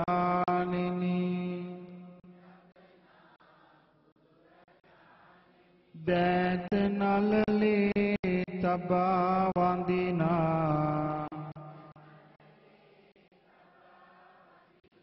වැඳුම් පිළිගත මන ස්වාමිනි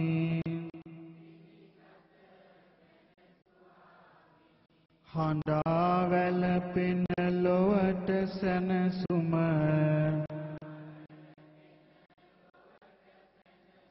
බෙදා දෙන සම්බුදුරජාණෙනි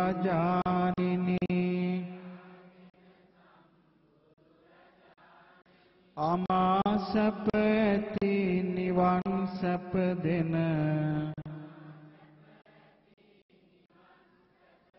කාරුණික වූ ධම් රජාණෙනි මල් පහන් හා සුවඳ දුම් හා සිසිල් පැන් හා මේ ගිලන් පස පුදමි සම්බුදු පියාණෙනි මම පතාගෙන යම නිවන් සුව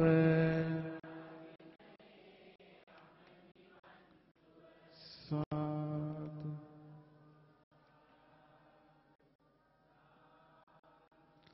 අවුරුදු 10000ක් ගෙවිලා ගියා. අවුරුදු 10000කට පස්සේ වයස මිනිසුන්ගේ අවුරුදු 30000 වුණා. මිනිසුන්ගේ අවුරුදු 30000 වුණාට පස්සේ අවුරුදු 10000ක් අඩු වුණා ආයුෂ. බ්‍රාහ්මණ වංශික පවුලක උපන්නා කෝණාගමන බුදුරජාණන් වහන්සේ.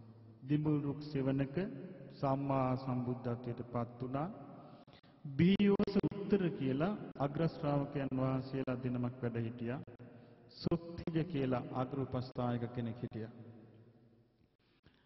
ඒ කෝණාගමන බුදුරජාණන් වහන්සේට මේ මල් පහන් සුදුදුම් ගිලම්පස පූජා කරමි පූජා වේවා.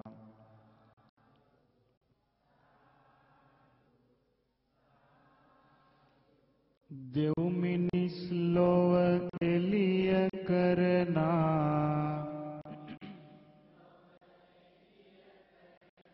මහා නුවණැති මුනි රාජාණෙනි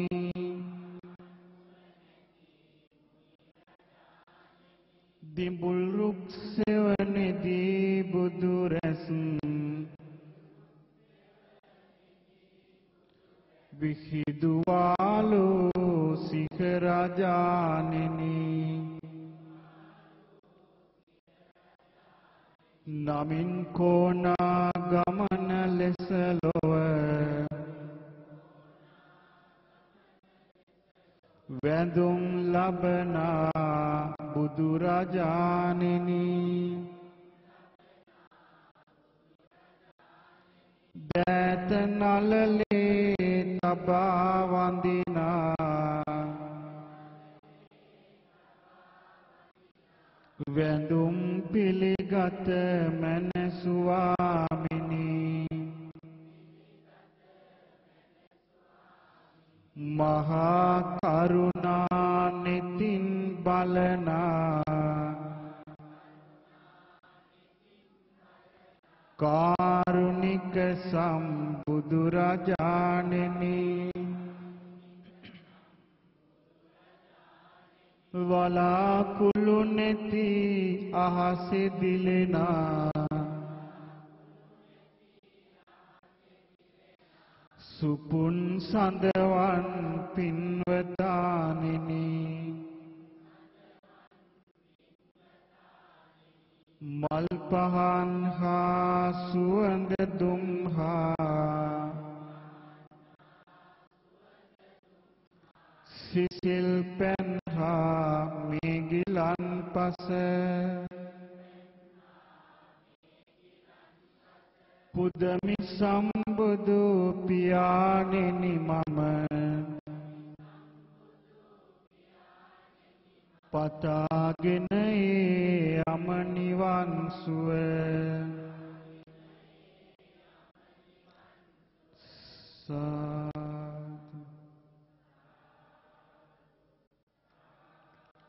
කාලයක් ගත වෙද්දී මිනිසුන්ගේ ආයුෂ අවුරුදු 20000 වුණා.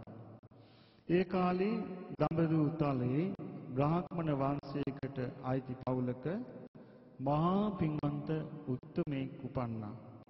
ඒ තමයි කාශ්‍යප බුදුරජාණන් වහන්සේ. නුගරුක් සෙවණකදී උන්වහන්සේ සම්මා සම්බෝධියට පත් වුණා.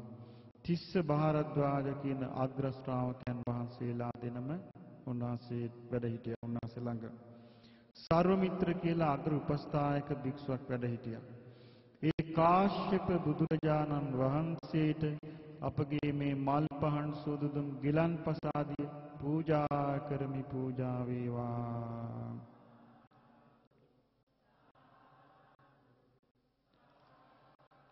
සදාකාලික සුවය සදනා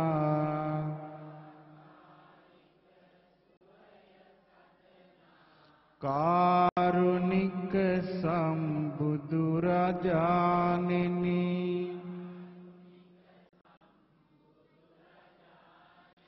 නුගරුකක් සෙවණෙදී බුදු රැස්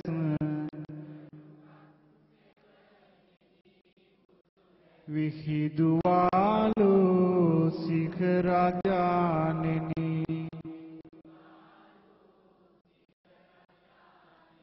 නිවා හැම දුක් තැවුල් තිලොවේ අමාසප දුන් බුදු රජාණෙනි දෑත නළලේ තබා වඳිනා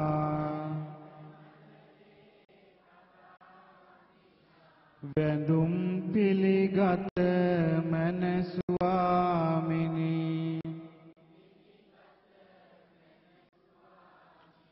ලොවට සැනසුම පතාගෙන වැඩි තථාගත සම්බුදු රජාණෙනි සමට යහපත උදා කරනා කාරුණික වූ බුදු රජාණෙනි මල් පහන් හා සුවඳ දුම් හා සිසිල් පැන් හා මේ ගිලන් පස පුදමි සම්බුදු පියාණෙනි මම පතාගෙන යම නිවන් සුව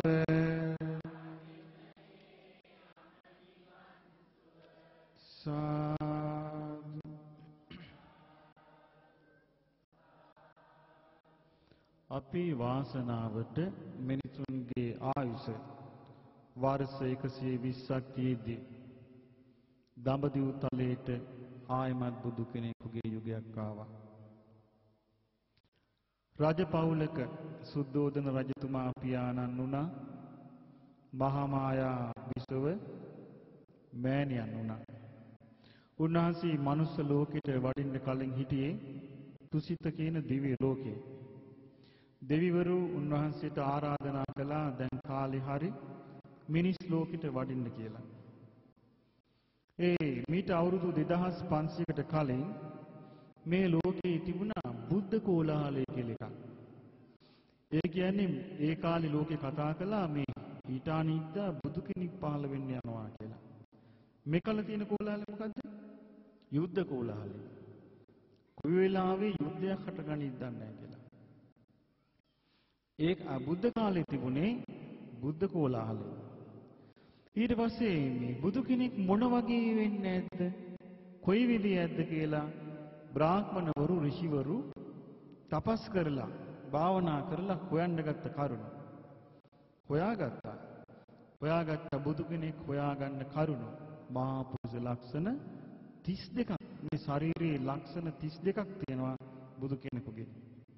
කොහේ හරි පින්වන්ත ළමයෙක් උපන්න නම් හැමෝම කරන්නේ දුවගෙන ගිහිල්ලා බලනවා අර ලකුණු 32 තියෙනවාද කියලා.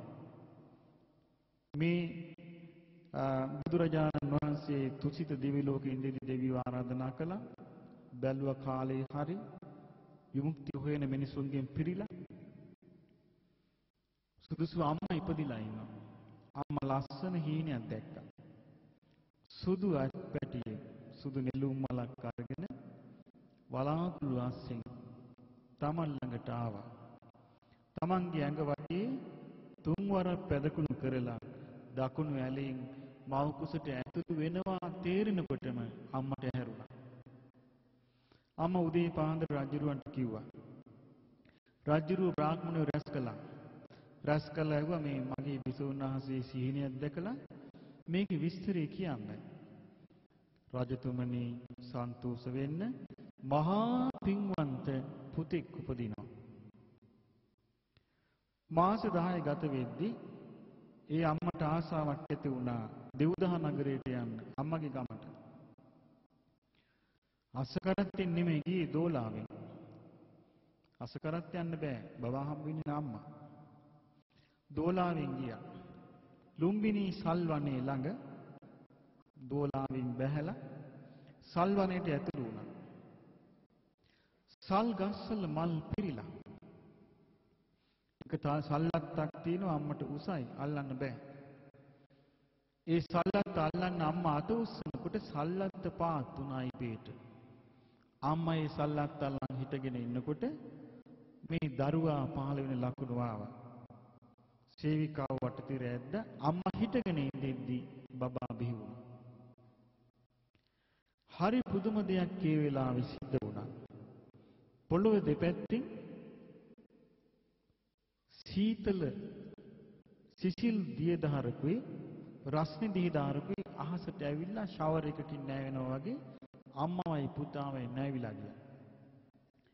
හියුන්සියන් කියලා චීන හාමුදුරු කෙනෙක් ක්‍රිස්තු වර්ෂ 6 වෙනි සියවසේ ලුම්බිනි වන්දනාව යනකොට ඒ වෙනකොටත් ඒ උල්පත් දෙක තියෙනවා. එයා සටහන් කරනවා මම මේ උල්පත් දෙක දැක්කා. එක උල්පතක වතුර රස්නේ අනිත් උල්පතේ වතුර සීතලයි. හැබැයි දැන් උඩට විදින්නේ නැහැ කියලා.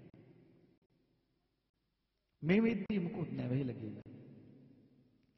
මේ පුංචි බබා ඇවිදින ගමන් මේ උපන්න ගමන් පීවර 7ක් ඇවිද්දා. කතා කළා.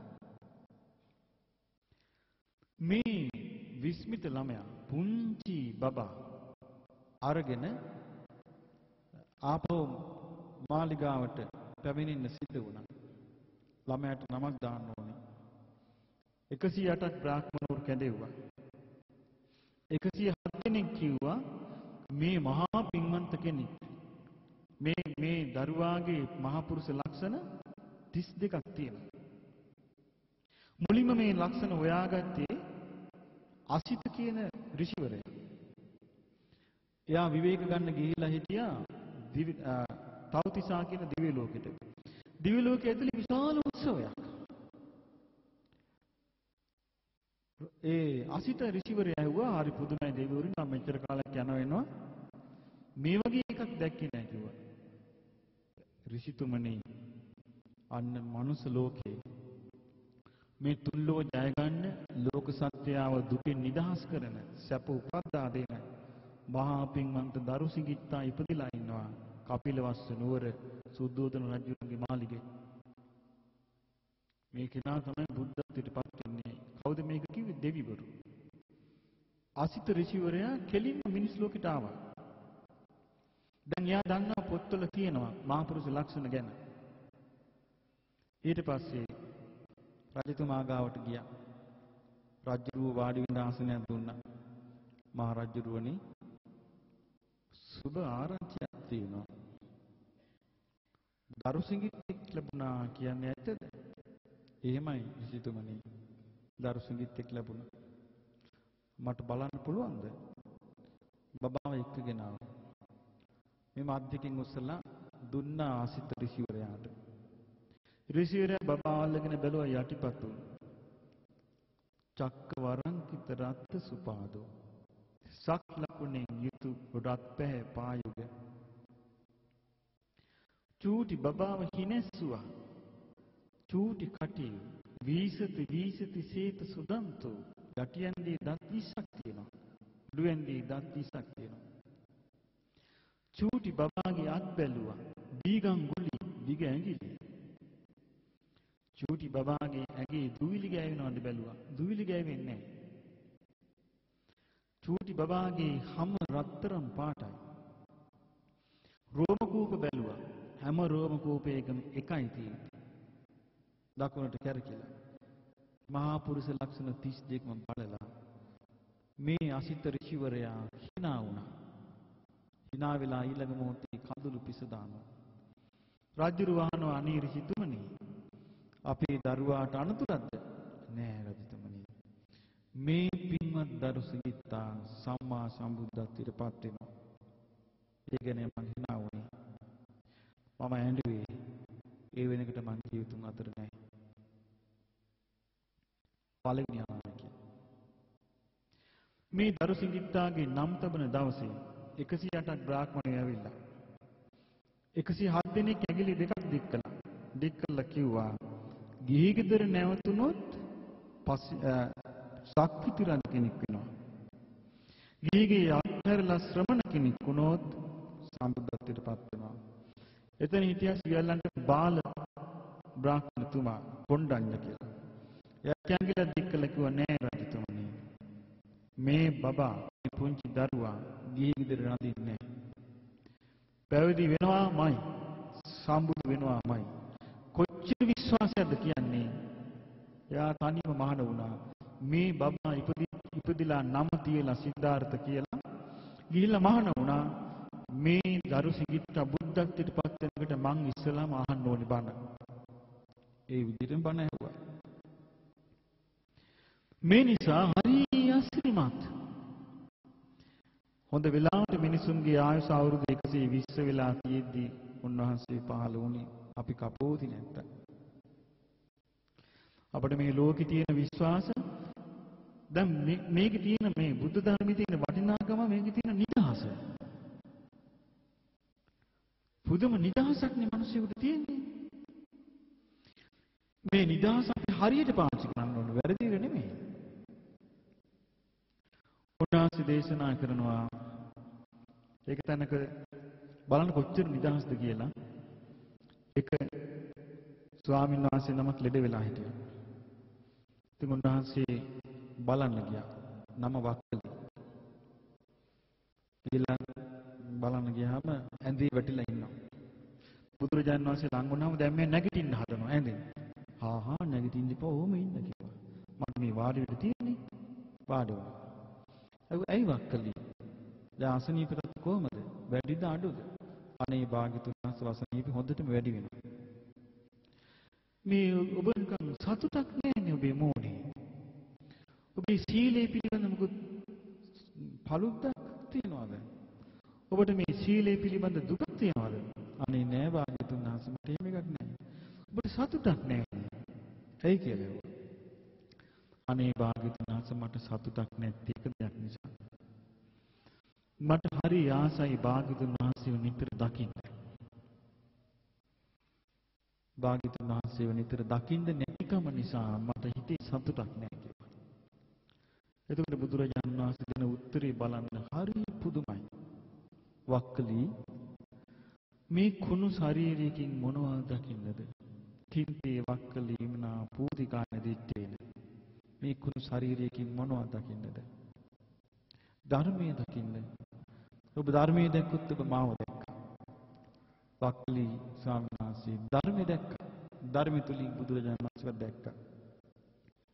උන්වහන්සේ හැමතිස්සෙම උත්සාහ කළේ උන්වහන්සේ කියා දීපු ධර්මයේ තුල එයා ඉන්නවා දකින්නයි. උන්වහන්සේ පිරිනුවන් පාන්න ලෑස්ති වෙච්ච වෙලාවේ අර සල්ගස් දෙක යට සැතපී සිටිද්දී අකලට සල්මල් පිපුණා.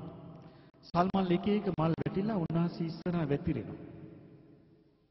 අමුතු සුවඳ එනවා. දිව්‍ය සුවඳ. අමුතු මිහිරි නාද ඇහෙනවා. ආනන්ද හාමුදුරුවෝ කියන භාග්‍යතුන් වහන්සේ මම මීට කලින් දැකලා නෑ මේවා. මේ සුභා දහම භාග්‍යතුන් වහන්සේට පූජාවක් කරනවා. මේ මල් මේ සුවඳ මේ දිව්‍ය ශබ්ද ඇහෙනවා. බුදුරජාණන් වහන්සේ වදාළ වැඩක් නෑ ආනන්ද මේ පූජාවන්. මම මෙතිකල් මේ දේශනා කරපු ධර්මයේම කවුරු හරි අහනවා නම් ඒ ධර්මයේම අනුගමනය කරන්න මහන්සි ගන්නවා නම් ඒ ධර්මයෙන් ඇසිරෙනවා නම් ඒක තමයි මට කරන පූජාව. කොච්චර ලොකු දෙයක්ද? උන්වහන්සේ කවදාවත් උන්වහන්සේ අපේක්ෂා කළේ උන්වහන්සේගේ ධර්මයම අවබෝධ කරනවා දකින්නයි. මොකද හේතුව උන්වහන්සේට තිබුණා මේ මනුස්ස වර්ගයා කෙරෙහි මහා කරුණාවක්. ඒ බුදුරජාණන් වහන්සේ වහන්සේට මල් පාන් සුදු දුම් ගිලම්පස පූජා කරමි. පූජා වේවා. බුදු රැස්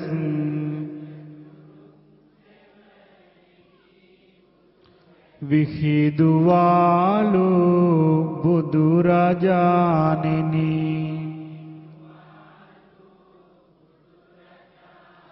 නමින් ගෞතම ලෙසින් තිලොවේ වැඳුම් ලබනා බුදු රජාණෙනි දෑත නලලේ තබා වඳිනා වැඳුම් පිළිගත මැන ස්වාමිනී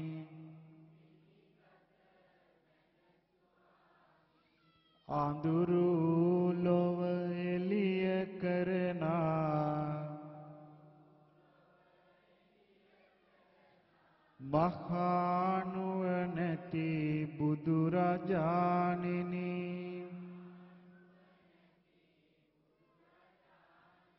අපට සැනසෙලි සුවය සදනා සරණ ඔබමයි බුදු රජාණෙනි මල් පහන් හා සුවඳ දුම් හා සිසිල් පැන් හා මේ ගිලන්පස පුදමි සම්බුදු පියාණෙනි මම පතාගෙන යම නිවන් සුව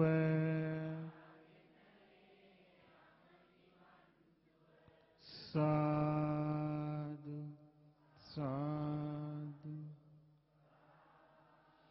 සිතේ යහපත් ගුණ වැඩේවා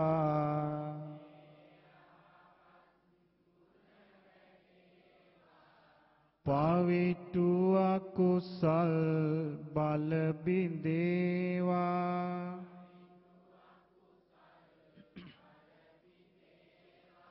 සිල් සමාහිත නුවණ මතුවී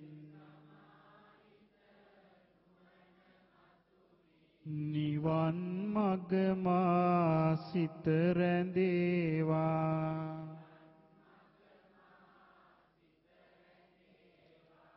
කලන මිතුරන් ඇසුර සැලසී ලොවේ ලෝතුරු දම් ඇසේවා සදාකාලික සැපත සදනා යමා නිවනම ලැබේවා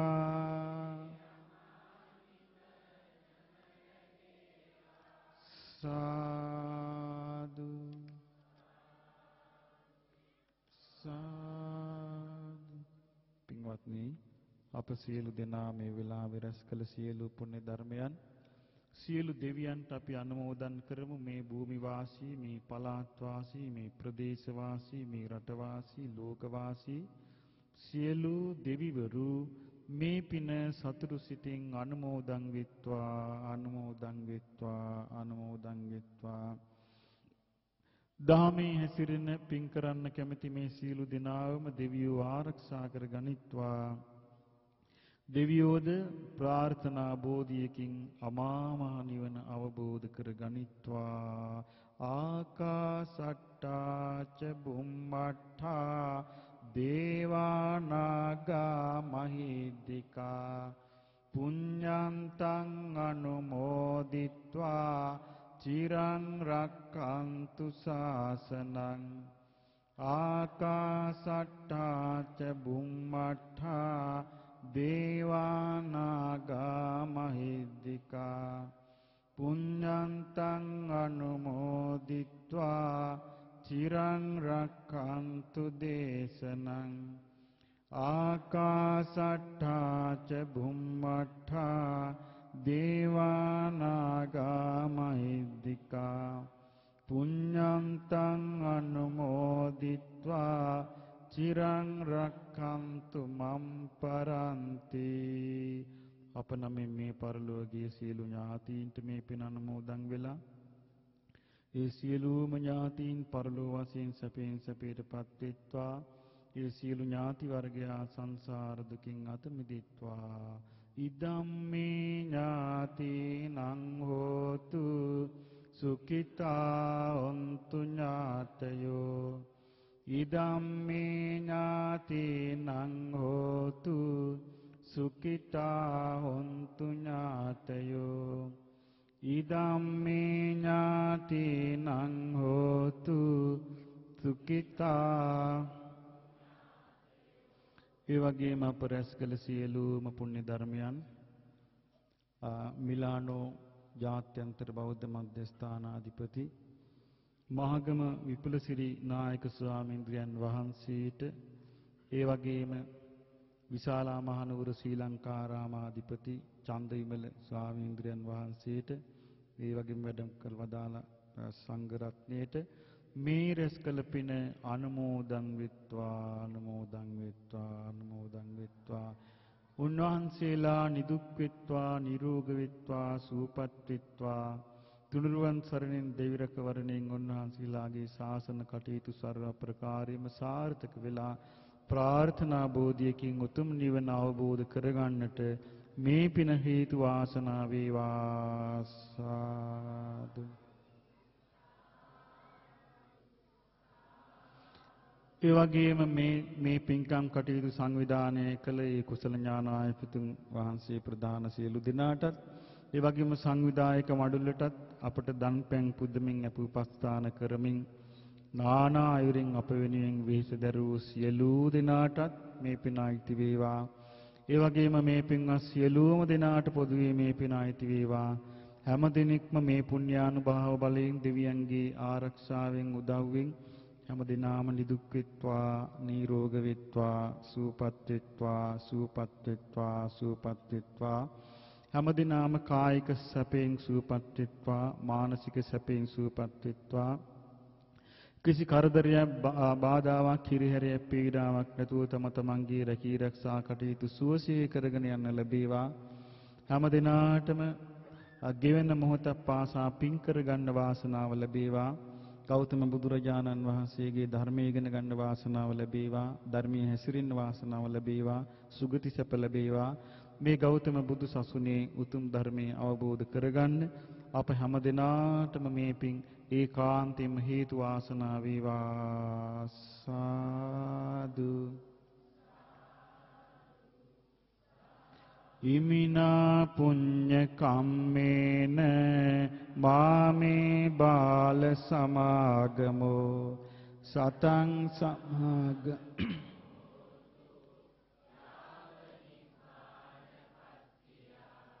ඉදම්මේ පුඤ්ඤං ආසවක්කයා සබ්බ දුක්ඛා පමුංචතු කායේන වාචා චිත්තේන පමාදේන අච්චයං කමමේ බහන්තේ භූරි පඤ්ඤ තථාගත කායේන වාචා චිත්තේන පමාදේන අච්චයං කමමේ ධම්ම සම්දිට්ඨික අකාලික කායේන වාචා චිත්තේන පමාදේන මයා කතං අච්චයං කමමේ සංඝ සුපටිපන්න අනුත්තර සා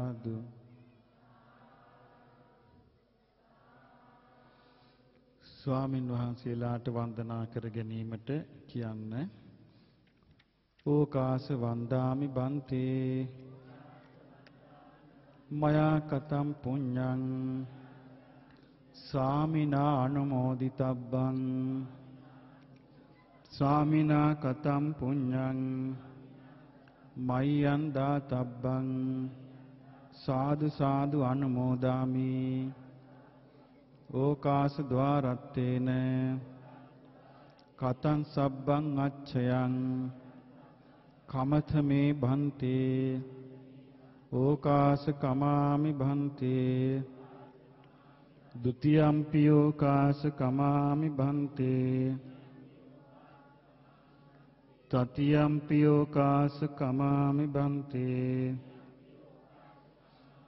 අභිවාදන සීලිස්ස නිච්ඡං වද්දා පචායිනෝ චත්තාරෝ ධම්මා වඩ්ඩಂತಿ ආයුවන්නෝ සුඛං බලං ආයුරාෝග්‍ය සම්පatti සග්ග සම්පatti මේවච අතෝ නිබ්බාන සම්පatti මිනාති සමිජ්ජතු සියලු දෙනා නිදුක් වෙත්වා නිරෝග වෙත්වා සුවපත් වෙත්වා සුවපත් වෙත්වා සුවපත් වෙත්වා හැම දිනාටම සියලු යහපත සැලසේවා හැම දිනාටම උතුම් චතුරාර්ය සත්‍ය අවබෝධ කරගන්න ලැබේවා හැම දිනාටම තෙරුවන් සරණයි